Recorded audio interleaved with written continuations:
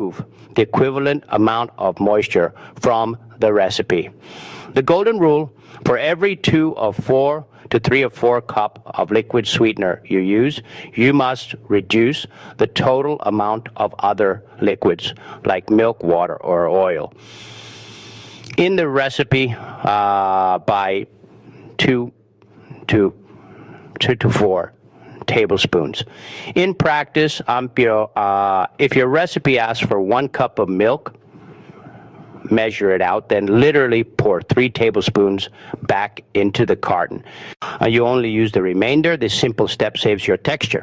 Step 4, activating your leaveners. Baking soda, check. Liquid sweeteners are acidic. This can actually be a good thing because acidity helps activate baking soda for a great rise. The acid test: if your recipe only uses baking powder, which is already balanced, and lacks other acidic ingredients like buttermilk or vinegar, you need to add a bit of baking soda.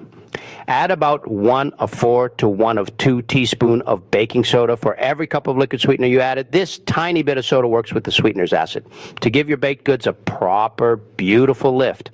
Step 5, how to mix it in. You can't cream butter with syrup the way you do with dry sugar.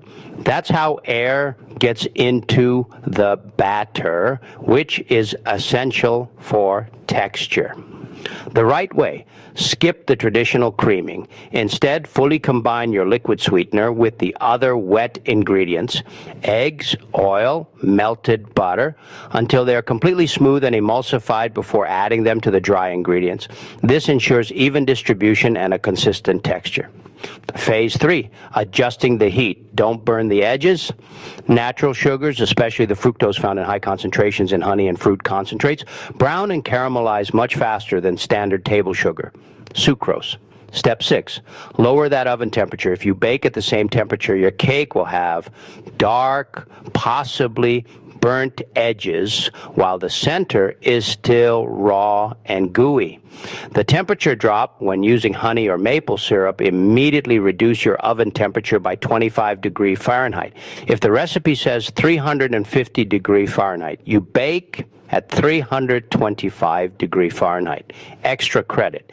If things start getting too dark, even after lowering the temperature, just lightly tint the baked good with aluminum foil for the remaining time. Step 7, concentrate on non-baked goodness.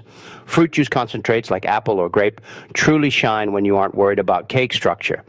Best uses: they are amazing in glazes. Simmer them down for extra thickness.